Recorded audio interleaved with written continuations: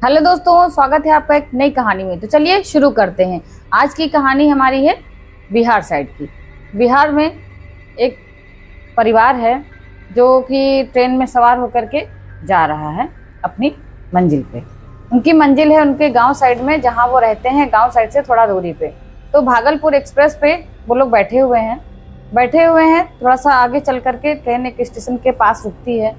तो अभी वहाँ पे जो स्टेशन पे बोलते हैं लोग, चाय ले लो या पानी ले लो, इस तरह से काफ़ी तेज आवाज़ें जब हो रही हैं, शोर शराबा हो रहा है, तो ट्रेन में जो बैठे हुए हैं 3 लोग परिवार समेत, नरेंद्र और उनकी बेटी है रितु, उनकी पत्नी है पल्लवी।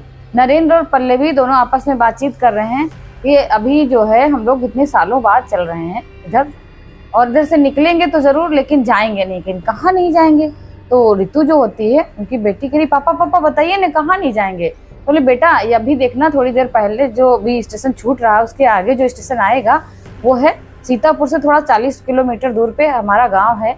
मेरे मम्मी पापा जहाँ रहते थे, तुम्हारे दादा दादी, और वो निकलेगा तो देखना मेरा गाँव कितना खूबसूरत होगा। वो ट्रेन से ही दिख जाता है। तो रितु जो बहुत एक्साइटेड होती है, अच्छा पापा ऐसा है, तो ठीक है मैं देखूंगी। इस तरह से सभी लोग आपस में बात करके और हंसने लगते हैं। तो बोलते हैं कि चलो अच्छा ठीक है, तुम चुपचाप बैठ जाओ, अभी देखना। लेकिन फिर वही चाय ले लो और पानी ले लो, पान मसाला ले लो, इस तरह से बहुत ज़्यादा तेज तेज बातें जब सब चिल्ला चिल्ला के वेंडर लोग बेच रहे होते हैं, तो जो पल्लवी होती है कहती है भाई देखो यहाँ पे बहुत शोर हो रहा, अच्छा नहीं लग रहा। तो रितु उठती कहती पापा गर्मी लग रही, मैं क्या यहाँ पे गेट के पास खड़ी हो जाऊँ? तो कहते हैं गेट के पास खड़ी हो जाओगी, लेकिन तुमको कैसे पता चलेगा कि हमारा गाँव दादा दादी का तुम्हारा आ रहा है, और तुम कैसे जान पाओगी? तो कहने लगी नहीं पापा आपने बता दिया, मैं देख लूंगी, जैसे स्टेशन आएगा उसको थोड़ा दूर पे आपने बताया है। तो कहते ठीक है मैं यहाँ से ही बोल दूंगा, तुम देखना अच्छे से। तो गेट के पास ऐसे पकड़ करके वो दोनों तरफ के हैंडल और खड़ी हो जाती है थोड़ा दूरी पे ही। जब खड़ी हो जाती है, जैसे ही उनके दादा दादी का गाँव वहाँ से दिखना शुरू होता है, वो भागलपुर रेलवे स्टेशन जैसे ही पहुँचती है, थोड़ी सी आगे चलती है, ट्रेन बस चलने लगती है रुकने के बाद, और वैसे ही उसका जो है एकदम से उसका जो रितु होती है उसका दुपट्टा उड़ करके वहीं से गिर जाता है, वही स्टेशन के किनारे ही।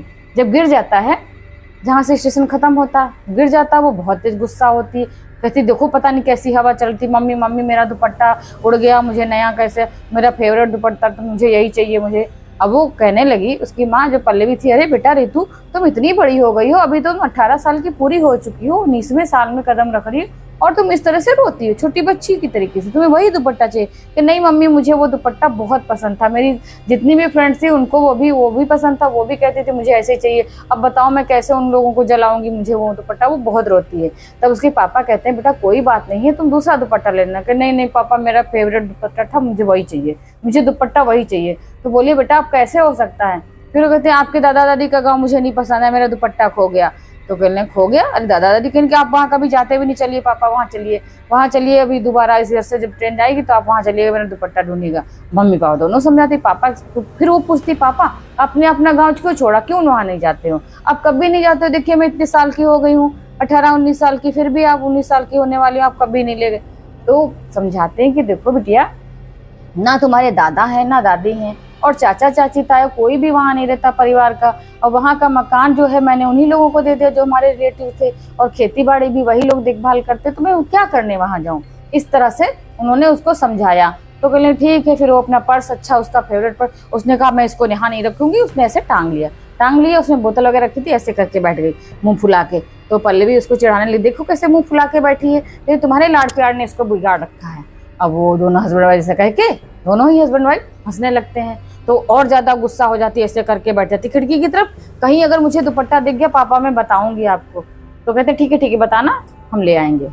अब वो ट्रेन जो है अपनी रफ्तार से चली जाती है, आखिरकार जहाँ उन्हें उतरना होता है वो पहुँच जाते हैं, स्टेशन आता है, उतरते हैं, और वहाँ से वो टैक्सी लेते हैं, घर पहुँच जाते हैं। लेकिन रास्ते भर जो रितु होती है वो अपना पर्स ऐसे पकड़े ही रहती है, क्योंकि उसे दुपट्टा खो गया था, उसका मुंह वैसे फूला होता। घर पहुंचते हैं, शाम हो जाती है, तो डिनर वगैरह करके वो डिनर मम्मी उसकी जो होती हैं हाथ मुंह धो के कपड़े चेंज करके डिनर की तैयारी करती हैं, और पापा भी, सभी लोग जो है खाना खा पी के लेटने के लिए चलते हैं।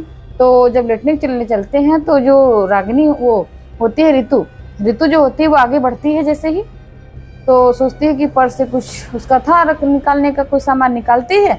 वैसे वो बात कर रही होती है फ़ोन पे अपनी सहेलियों से, उसका फ़ोन गिर जाता है। जब फ़ोन गिर जाता है तो उठाने के लिए झुकती है, देखती क्या है, बेड के नीचे उसका वही दुपट्टा पड़ा हुआ है जो वहाँ पे गिर गया था भागलपुर में। अब वो बहुत खुश हो जाती है, उठाती है। पहले तो उसको हैरानी होती है, अरे मेरा दुपट्टा यहाँ कैसे आ गया। उठाती है और जाती है मम्मी के पास किचन, मम्मी मम्मी देखो मेरा दुपट्टा वही मिल गया, मम्मी देखो वही दुपट्टा, मुझे मेरा फेवरेट दुपट्टा मिल गया, मेरे तो बेड के नीचे पड़ा था। तो उसकी मम्मी कहती अरे वाह ये कैसे हो गया। तो फिर जाती है रूम में, जाती है पापा के बेडरूम में, कहती पापा पापा देखो मुझे मेरा दुपट्टा मिल गया। बहुत खुश। वो भी कहते हैं ये कैसे हो सकता। दोनों मम्मी पापा उसके कहने लगती अरे ये क्या। बहुत जोरों से, मतलब वो दोनों को बड़ी हैरत होती है। अब वो बड़ी जोरों जोरों से हंसने लगती है कि वाह मेरा दुपट्टा मिल गया, सारी टेंशन खत्म, अब मैं बहुत अच्छे से सोऊंगी।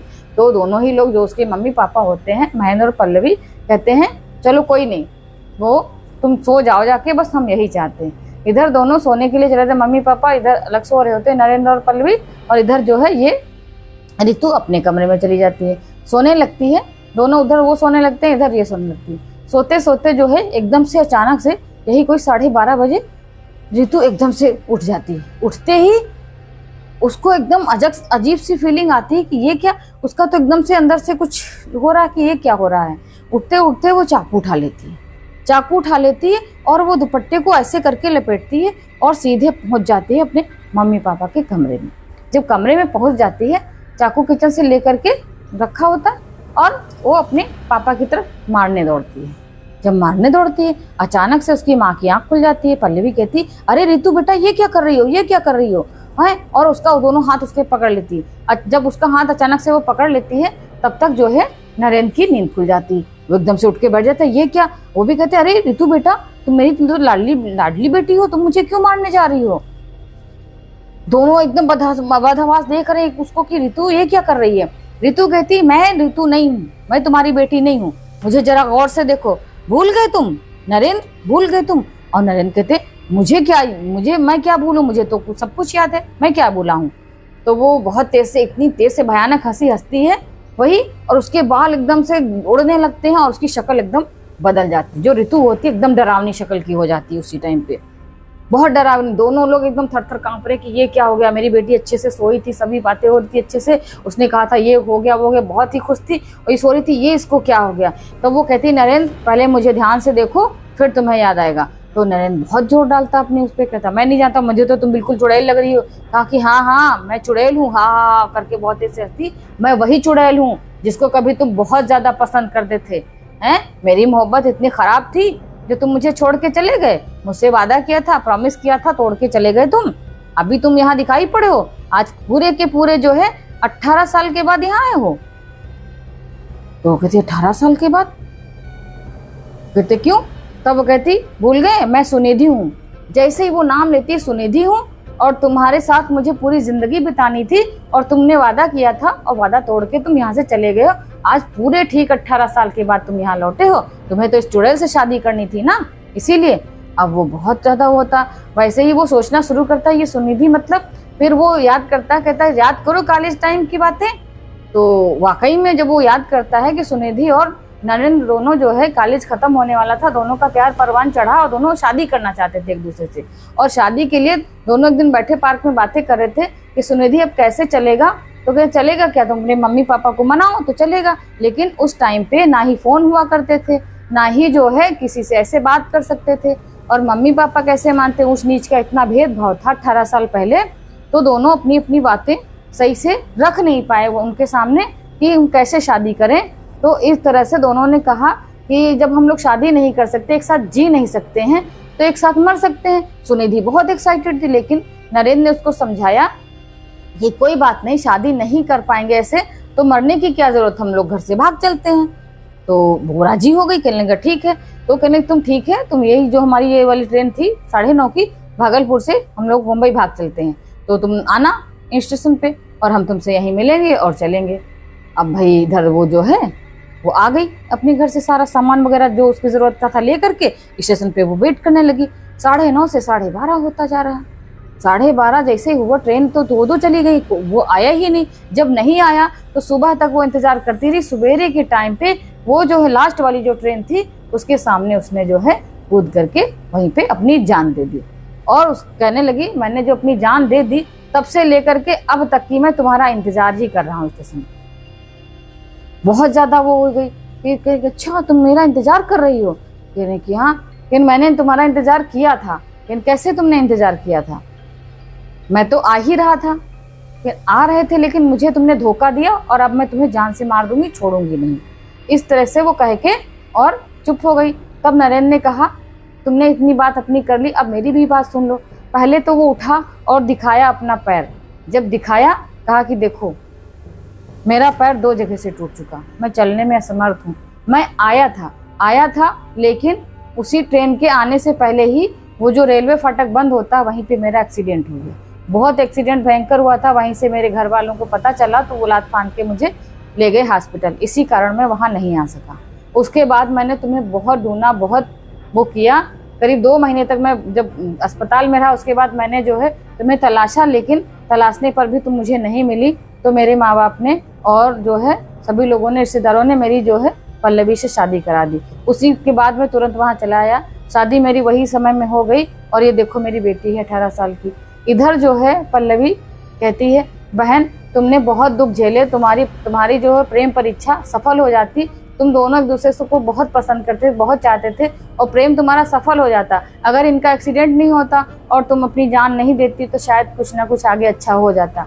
लेकिन ईश्वर को ये नहीं मंजूर था। तुम नेक दिल थी और तुमने अपनी जान दे दी, क्योंकि तुम चाहती तो अपने घर वापस जा सकती थी। लेकिन तुमने सोचा किस मुंह से घर जाए, क्योंकि हमने घर छोड़ दिया। और ये इनकी भी कोई गलती नहीं, क्योंकि इनका तो पैर टूट चुका था, ये तो उठने चलने में भी असमर्थ थे। इसीलिए तुम तरस खाओ और हमारे परिवार को बख्श दो। तुम जैसी तुम खूबसूरत हो, देखो अब तुम्हारे सामने तुम्हारी बेटी खड़ी हुई है। तुम जिसको पसंद करती हो उसकी बेटी, तो क्या तुम्हारी बेटी नहीं है? तो इस पर तो तरस खाओ। तो वो थोड़ी उसकी बातों से जो है थोड़ा प्रभावित हो जाती है, सोचने लगती है कि हाँ कहे तो ये सही रही है।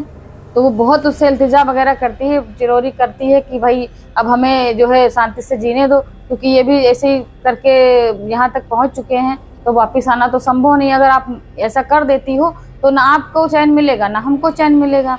इस तरह से वो उनकी बातें मान लेती है और कहती है तो फिर बताओ अब जब तुम वहीं भटक रही हो, इसके साथ आ गई हो दुपट्टे के साथ में, तो क्या कर सकते हैं? तो पल्लवी को कहती है जाओ अपने पूजा घर में जो गंगा जल रखा है वो किसी को बुला करके मंत्र वंत्र पढ़वा करके जो मुक्ति के होते हैं वो हमारे पे छिड़क दो, इस पे ऋतु पे, और ये दुपट्टा जो है ला करके चौक बना करके उसमें जला दो। तो कहते इसमें तो बहुत समय लग जाएगा, अभी कोई नहीं मिल पाएगा, लेकिन ठीक है हम इंतजार करेंगे। फिर वो जो है ऋतु वैसे ही उसी अवस्था में पड़ी रहती है। सवेरे को पंडित जी का इंतजाम किया जाता है, मंदिर से बुलाया जाता है और वही बनाया जाता है सब, जैसे कि आत्मा मुक्ति के लिए, और पूजा वगैरह करवाते हैं। उसका दुपट्टा हवन कुंड में जला दिया जाता है और उसके पे गंगा जल छिड़क देते हैं।